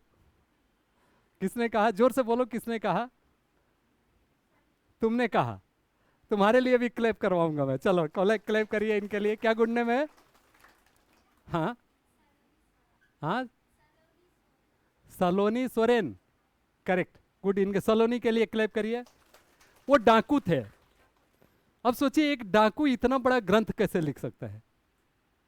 तो उसके पीछे की भी कहानी है। वो डाकू थे, जंगल से जो लोग गुजरता था उसको लूटते थे, और उसी से उनका घर परिवार चलता था। एक बार इसी बीच में नारद मुनि जो देवताओं के ऋषि थे, मुनि थे, वो तीनों लोक पर घूमने का उनको अधिकार, एक तरह से वीसा मिला हुआ था, उनके पास पासपोर्ट था, वो तीनों लोक में जा सकते थे, आकाश पाताल धरती स्वर्ग लोक कहीं भी। तो वो धरती से जब गुजर रहे थे तो उस समय में वाल्मीकि जी से इनकाउंटर हो गया उनका। वो बोले कि रुक जाओ, मैं तुम्हें लूटूंगा। तो वाल्मीकि जी, नारद मुनि बोले कि अरे ये क्या बात हुई, तुम ये लूटने का काम क्यों करते हो? तो बोले इसी से मेरा परिवार चलता है। तो वो बोले कि जाके उनसे पूछ क्या हो कि इससे परिवार चलता है, उस पाप कर्म में सभी लोग शामिल है कि नहीं है? उन्होंने कहा कि ये भी पूछने की क्या बात है, सबको मालूम है कि मैं लूटता हूँ और उससे उनका घर परिवार चलता है, वो लोग खाते पीते हैं। तो बोले नहीं, फिर भी जाके एक बार पूछ के आओ। तो उन्हें लगा कि शायद भागने की ये तरकीब ढूंढ रहे हैं, इसीलिए ऐसा बोले हैं। तो बोले कि नारद जी बोले घबराओ मत, तुम मुझे इस पेड़ से बांध दो और जाओ आराम से पूछ के आओ। उन्होंने वैसा ही किया। घर गए, पूछे माता से, पिता से, पत्नी से, बच्चों से, सबों ने कहा कि भाई you are head of the family, तुम घर के मुखिया हो, चाहे चोरी से करो, डकैती से करो, मेहनत से करो, ये तुम्हारा आउटलुक है, हमें उसे क्या लेने देना है, हमें तो खाने से मतलब है, हम तुम्हारे किसी भी पाप कर्म में शामिल नहीं है। उनकी आंखें खुल गई, वो वहां से लौटे, उनके पैर पर गिर पड़े, बोले कि मुझे उबारिए, निकालिए इस दलदल से। तो उन्होंने कहा कि ठीक है, तुम ईश्वर का नाम का जप करो। तो बोले कि जप, ये सब क्या होता है, मुझे तो कुछ नहीं पता है। तो उन्होंने कहा कि तुम क्या पता है, तो मैं तो आज तक केवल मारो, काटो, मरो, मरा, यही मैंने कहा है। बोले कि ठीक है, इसी का एक शब्द उठा लो, मरा। तो मरा को बार बार रिपीट करो। तो मरा को रिपीट करते करते क्या मिलेगा, राम राम राम। मरा को रिपीट करोगे तो मरा मरा मरा, राम राम राम। तो इस तरह से राम का नाम लेना वो सीखे। कहने का मतलब कि इतना लो लेवल पर वो थे, ज्ञान का स्तर उनका इतना छोटा था कि वो शुद्ध उच्चारण भी ईश्वर का नहीं कर सकते थे। जब उस समय तो संस्कृत या उनकी भाषा में, टेढ़े भाषा में उस समय लोग पढ़ते थे। तो उतने छोटे स्तर पर से रहकर और वो कहाँ तक पहुँचे, ज्ञान के पराकाष्ठा। तो मेरा आप लोगों से प्रश्न यह है कि आप लोगों में से कितने लोग हो जो डकैती करते हो, अगर दिन में नहीं तो रात में ही सही, हाथ उठाए। अरे इतने अच्छे लोगों की टीम है। अच्छा चलो, डकैती को गोली मारो। कितने लोग हो जो चोरी करते हो, वो भी नहीं। तब तो हम सभी लोग वाल्मीकि से ऊपर के पैदान पर खड़े हैं, खड़े हैं ना। तो उनसे बड़ी ग्रंथ की रचना हम लोग चाहें तो कर सकते हैं, बिल्कुल कर सकते हैं। तो जब इतने छोटे लेवल से इतना ऊंचा तक उनका व्यक्तित्व का विकास हुआ, तो हम तो बेसिक चीज कम से कम जानते हैं। हमारे लिए तो खेत तैयार है, केवल अच्छे से बीज डाल के और फसल को काट लेनी है। कितना आसान काम है। और उनको परिवर्तित होने में कितना वक्त लगा, एक क्षण, एक क्षण में ही सब कुछ हो गया। वैसे ही अंगुलीमाल डाकू का नाम आप लोगों ने सुना होगा, जो बुद्ध के समय का समकालीन था, और कितने लोगों को वो प्रण कर रखा था कि 1000 लोगों को मैं मारूंगा तब मैं रुकूंगा। काउंट कैसे करे, तो उसके लिए जितने लोगों को मारता था उसकी उंगली काट के और माला के रूप में पहनता था। इससे उसका नाम ही अंगुलीमाल हो गया था। कोई भी लोग उस क्षेत्र से गुजरने से डरता था, राजा के लिए भी चिंता का विषय था वो। तो बुद्ध आए, बुद्ध जाने जब ये सब कारण, तो बोले कि अच्छा मैं जा रहा हूँ, देखता हूँ क्या होता है। तो बुद्ध जब जाने लगे तो अचानक से वो प्रकट हुआ, बोलता है ठहर जा। बुद्ध फिर भी न रुके, वो बढ़ते ही जा रहे हैं। ठहर जा वरना मैं तेरी गर्दन काट दूंगा। तो बुद्ध शांत स्वभाव से, शांत भाव से खड़े हो जाते हैं और बोलते हैं एक सेंटेंस कि मैं तो ठहर गया, तू कब ठहरेगा। ये एक सेंटेंस बहुत बड़ा साबित हुआ अंगुलीमाल पर विजय पाने के लिए। उसे लगा कि अरे ये क्या अद्भुत बात है, ये कैसा इंसान है। अभी तक तो जितने भी लोग मेरे सामने आए वो अपने प्राणों की भीख मांगते, रोते, चिल्लाते, गाते हुए मुझे दिखे, और इसके चेहरे पर तनिक भी भय का नाम लेश मात्र भी निशान नहीं है, और उल्टा मुझे कह रहा है कि तू कब ठहरेगा। तो बुद्ध ने उसे वहां दीक्षा दी और कहा कि मुझे जो ज्ञान अर्जित करना था उसे तो मैंने ले लिया और मेरी आंखें खुल गई, मैं अब ठहर गया, शांत चित्त हो गया। अब तुम्हारी बारी है, तू कब ठहरेगा। जो ये पाप कर्म कर रहा है, जो इतनी हत्या और हिंसा कर रहा है, इससे तू कब ठहरेगा, कब मुक्त होगा। तो एक क्षण में उसका बुद्धि, उसकी दिमाग खुल जाती है और उनके पैरों पर पड़ता है और उनके मठ में शामिल हो जाता है, बौद्ध विहार में, बौद्ध भिक्षु के रूप में, और एक अच्छे सेंट के रूप में, साधु के रूप में उसकी मृत्यु होती है। तो ये कितना वक्त लगा चेंज होने में, केवल एक क्षण, एक पल। तो मैं भी आपसे बोलता हूं कि मैंने जो अपने लिए डिसाइड किया वो तो मैंने पा लिया अपनी शर्त पर। आप लोगों से भी कम संसाधन। मेरी भी माँ बिल्कुल एक अनपढ़ थी, मेरे फादर एक किसान थे, मैंने भी खेतों में काम किया है, हल चलाए हैं, कुदाल चलाए हैं। इसके बावजूद मैंने पा लिया। आप क्यों नहीं पा सकते हो, आप भी पा सकते हो। तो एक संकल्प लेकर आप यहाँ से जाओ कि मैं भी जो चाहूँगा उसे पाऊँगा, और इनको तो गुरु दक्षिणा में जितना मिठाई वगैरह देना होगा आप लोग दोगे, मेरे यहाँ भी अगर एक आध पैकेट भेज दोगे तो मेरे साथ जो बच्चे हैं वो भी खुश हो जाएंगे कि सर वहाँ गए तो हम लोगों के लिए मिठाई का इंतजाम करके आए। ठीक है, तो आप सबों से मैं उम्मीद करूंगा कि आप आगे वाले जो भी एग्जाम को फेस करो उसको आप क्रैक करो, कॉन्फिडेंस लाओ, और एनर्जी और ऊर्जा दिखे तो और बड़े के बारे में सोचो। क्योंकि बोला जाता है कि बेहतर से बेहतर की तलाश करो, बेहतर से बेहतर की तलाश करो, मिल जाए नदी तो समंदर की तलाश करो, मिल जाए नदी तो समंदर की तलाश करो, टूट जाता है शीशा पत्थर की चोट से, टूट जाए पत्थर ऐसा शीशा तलाश करो। तो ऐसा आपको अपने को बनाना है कि जो एकदम डिफिकल्ट दिखने वाला है उसको क्रैक करना है। और जब तक उम्र है बच्चों, आप याद रखो ये फेज फिर दोबारा आपके ज़िंदगी में नहीं आने वाला है। फ़ोन चलाने का काम ज़िंदगी में बहुत मिलेगा। अभी रात दिन मैं फ़ोन चलाऊं तो मुझे कौन रोकने टोकने वाला है। लेकिन मैं चाहूं कि आज आपकी तरह किसी एग्ज़ाम में अपीयर हो जाऊं तो नहीं हो पाऊंगा। तो फ़ोन चलाने का काम पड़ा हुआ है, फ़ोन को आप अवरोध नहीं अपनी सीढ़ी बनाएं और उससे फ़ायदा लें, और बाद बाकी काम आप अभी के लिए जो उचित है, अभी के लिए जो हो सकता है उसे अभी करें, और इसके बाद और बड़े के बारे में सोचें। जो भी आगे होगा आपका एक पड़ाव होगा, डेस्टिनेशन नहीं। जब तक उम्र है आप सोचो कि वो हमारे लिए एक पड़ाव होगा, वहाँ मैं पहुँच जाऊँगा या जाऊँगी तो उससे एक मेरे में कॉन्फिडेंस आएगा, फैमिली के लिए या अपने लिए एक प्लेटफॉर्म मिल जाएगा, मेरा कॉन्फिडेंस लेवल बढ़ जाएगा, और फिर मैं आगे बड़ी चीज़ के बारे में सोच पाऊँगा। तो इस उम्मीद में कि आप सभी इस भाव को लेकर यहाँ से जाओगे और हर हमेशा आधे आधे घंटे में, एक एक घंटे में रिमाइंड कराते रहोगे कि कल्प वृक्ष आप ही के अंदर में बैठा हुआ है, और now you are a converted soul. आप बदली हुई आत्मा हो, आप वही आत्मा नहीं हो जो पहले यहाँ पर मेरे आने के पहले थे। ठीक है, हमेशा अपने को एक पवित्र व्यक्ति, एक कर्मठ व्यक्ति, एक युग परिवर्तनकारी व्यक्ति के रूप में अपने को लो। क्योंकि आपकी नज़र में अगर आपका वैल्यू बढ़ गया तो बस सबकी नज़र में आपका वैल्यू बढ़ जाएगा, और अपनी ही नज़र में अगर आपका वैल्यू नहीं है तब तो स्वाभाविक है कि सबसे ज़्यादा अगर कोई किसी को जानता है तो वो कौन है? खुद आप जानते हो। तो जब आपको अपनी नज़र में अपनी वैल्यू नहीं है पता या नहीं लगे तो स्वाभाविक है कि और भी आपको नहीं देंगे। तो पहले आप अपने को वैल्यू दें, माने कि वारा कन्वर्टेड सोल, और आप जो भी करेंगे कर लेंगे। और एक चमत्कार कराइए, एक झारखंड सरकार हो या भारत सरकार, वहाँ की एक इन्वेस्टिगेशन टीम आए और रिसर्च करे कि भाई घाटशिला जैसे जगह में एक ऐसा कोचिंग इंस्टीट्यूट्स जहाँ की मोटा मोटी 100-150 बच्चे जितने अपीयर हुए सारे के सारे एग्जाम क्रैक कर गए। आखिर जय किशोर जी ने कहाँ कहाँ मैनेज कर लिया, यही होगा ना। लेकिन बात तो कुछ और रहेगी, उन्हें तो पता नहीं रहेगा कि आप लोगों ने क्या इनको गिफ्ट दे दिया, अपने लिए क्या गिफ्ट ले लिया। तो हम लोग चाहते हैं कि आप लोग उस श्रेणी में आओ, खुद भी सेटिस्फाइड हो, खुद भी अपने लिए। जो सबसे ज़्यादा बेनिफिटेड कौन होगा इस सारे प्रोसेस में? आप ही होगे, क्योंकि आप तो डायरेक्ट आपको मिलेगा। हमें तो आपसे देख के खुशी मिलेगी, अलग दूसरे को प्रेरित करने के लिए एक एग्जाम्पल मिलोगे।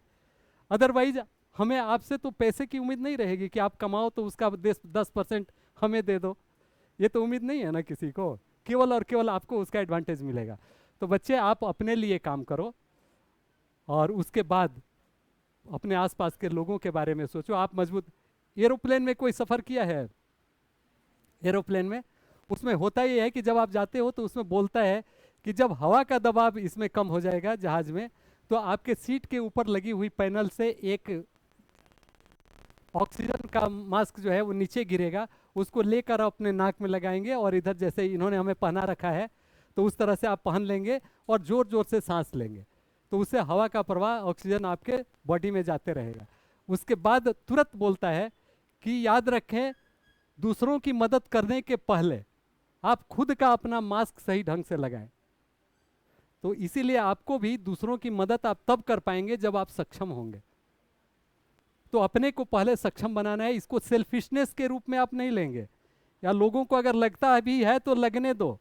अगर हमें लड़ाई करके भी पढ़ाई का वक्त निकालना है, घर का काम नहीं करना है, कुछ समय के लिए टेक्टफुली उसको टालना है, तो ये नहीं सोचो कि मैं कोई गुनाह कर रहा हूँ, कर रही हूँ। वो सोचो कि हम अपने लिए सेल्फिश हो रहे हैं, अपने को बढ़ा के बाद में लोगों की मदद करने के लिए। ओके, तो इससे अपराध बोध बोध भी अपने अंदर नहीं लाना है। तो ठीक है, बड़ा अच्छा लगा आप लोगों से मिलके, और मुझे उम्मीद है कि आपकी एनर्जी, यहाँ के टीम की एनर्जी, और थोड़ी मोड़ी जो मेरी एनर्जी थी आपके पास गई होगी, और उसका कुछ ट्रेमेंडस, कुछ बड़ा इम्पैक्ट और इफेक्ट यहाँ पर देखने को मिलेगा। तो आप सबों को धन्यवाद, एक बार पुनः जोहार, और आप लोगों को गॉड ब्लेस यू। आप जो सोच रहे हो वो पूरा हो, इस आशीर्वाद और शुभकामना के साथ मैं आपसे विदा लूँगा। और आप लगे रहो, लगे रहो, लगे रहो, क्योंकि इसके अलावा कुछ नहीं।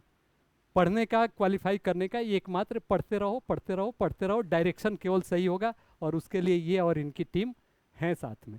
प्रीवियस ईयर क्वेश्चन को आप लोग देखते चलो, एग्जामिनेशन के सिलेबस को देखते चलो, कर जाओ एग्जाम। ठीक है, तो हाउ इज द जोश? हाय सर, ठीक है, ओके, जय हिंद, जोहार।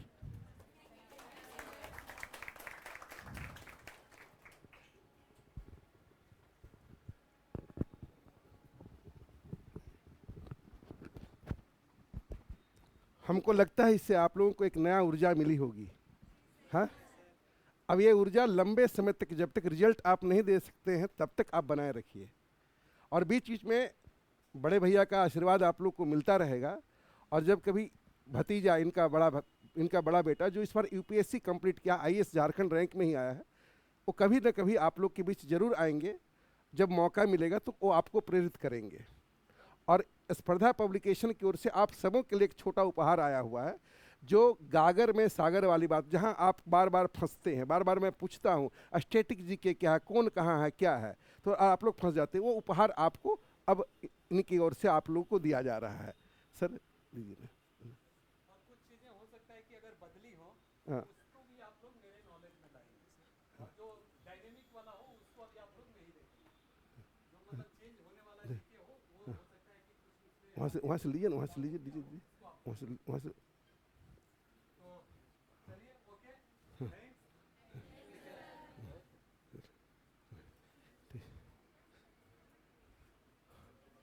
मान दीजिए, आइए ना सर।